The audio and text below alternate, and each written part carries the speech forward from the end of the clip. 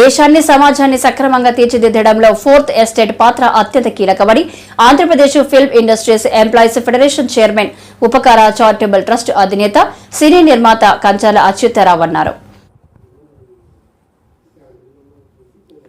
మంగళవారం విశాఖ పౌర గ్రంథాలయంలో ఆంధ్రప్రదేశ్ వర్కింగ్ జర్నలిస్ట్ ఫెడరేషన్ అనుబంధ సంస్థ, AP broadcast journalist association, Upakara charitable trust సంయుక్త ఆధ్వర్యంలో విశాఖ ఎలక్ట్రానిక్ మీడియా రంగంలో విశేష సేవలు అందిస్తున్న జర్నలిస్టులను, వీడియో జర్నలిస్టులను ఘనంగా సత్కరించారు. ఈ కార్యక్రమానికి ముఖ్య అతిథిగా హాజరైన కంచర్ల అచ్యుతారావు మాట్లాడుతూ ప్రజలకు నిర్భయంగా నిజాలు తెలియజేసే మీడియా అంటే ఎంతగానో అభిమానిస్తానన్నారు.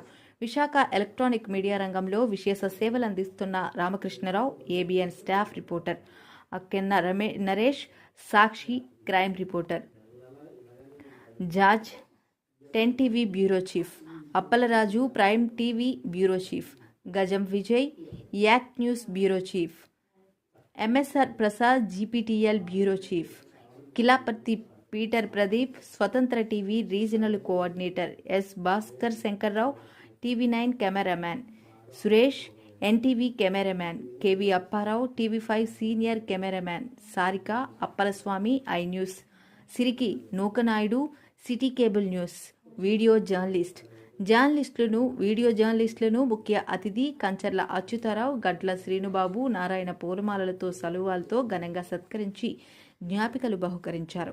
అనంతరం అతిథులను బ్రాడ్కాస్ట్ జర్నలిస్ట్ అసోసియేషన్ అధ్యక్షుడు ఈశ్వర్రావు, ప్రధాన కార్యదర్శి కెంతాడ మదన్లు గజమాలలతో సత్కరించి కృతజ్ఞతలు తెలిపారు.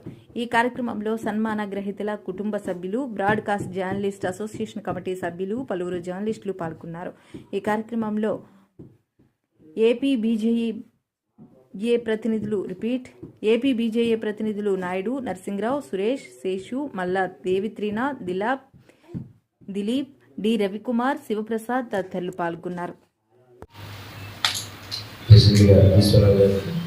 అలాగే మదన్ గారికి, మిగతా కార్యవర్గ సభ్యులకు, అలాగే నా సోదరుడు, మరి ఎన్నో సంవత్సరాలుగా మా యొక్క అనుబంధం మరి ఈ రోజు కాదు. మరి నా సోదరుడు కంటే శ్రీనిబాబు గారికి, అలాగే సీనియర్ పార్టీ నారాయణ గారికి, అలాగే ఇక్కడికి విచ్చేసిన నాగరాజ్ పట్నాయక్ గారికి, మరి ప్రసాద్ తదులకు, అలాగే పేరు పేరున ప్రతి ఒక్కరికి నా హృదయపూర్వక నమస్కారాలు, ధన్యవాదాలు తెలియజేసుకుంటున్నాను. మరి ఈ యొక్క భారతదేశంలో లేదా ప్రపంచంలో ఏ ఒక్క విషయం బయటకు తెలియాలన్నా అది ఒక జర్నలిస్ట్ ద్వారానే ఏ విషయమైనా బయటకు వస్తుంది. మరి అలాంటి జర్నలిస్ట్ తాలూకా జీవితాన్ని ఇది నేను ముందుగా చెప్తున్నా. అంటే నేను చాలా బయోపిక్లు నేను తీయాలని నిర్ణయం తీసుకోవడం జరిగింది. మరి నా యొక్క ఎస్ఎస్ఎల్ఎస్ క్రియేషన్స్ ద్వారా ఎంతమంది ప్రాబ్లమ్స్ని బయటికి తెస్తున్న జర్నలిస్ట్ తాలూకా కథనం ఆధారంగా తీసుకొని అతి త్వరలో మా ఎస్ఎస్ఎల్ఎస్ క్రియేషన్స్ ద్వారా ఎందుకంటే ఈరోజు ఎస్ఎస్ఎల్ఎస్ క్రియేషన్స్ స్థాపించింది 10 మందికి సేవ చేయాలని. నాకున్న బిజినెస్లో అది కూడా తోడైతే దాని మీద వచ్చిన మనీ కూడా ఎంతోమందికి ఉపయోగపడుతుందని ఒక ఆశ. మరి ఆ భగవంతుడు మరి నా ఇంట్లోనే ఒక హీరోని ఇవ్వడం అది నాకు ఎంతో శుభపరిణామం. మరి ఉపేంద్ర బాబు ద్వారా 8 సినిమాలు రూపకల్పన చేసి మరి ఒక సినిమాని ఆల్రెడీ రిలీజ్ చేయడం జరిగింది. మరి నేను ఉపేంద్ర బాబు ఫస్ట్ హీరోగా పరిచయం చేసినప్పుడు కంచెల సినిమాని అనౌన్స్ చేయడం జరిగింది. అది నా మొదటి సినిమా.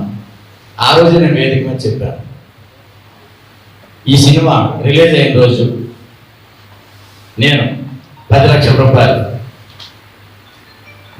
జర్నలిస్ట్ ఫార్మ్ ఏదైతే ఉందో వాళ్ళకి నేను ఇస్తానని చెప్పని ఆ రోజు మాట ఇవ్వడం జరిగింది. ఆ ప్రకారంగానే ఆ 10 లక్షల రూపాయలు చెక్ని నేను ఏదైతే కంచెల సినిమా రిలీజ్ డేట్ రోజునే ఇవ్వడం అనేది జరుగుతుంది.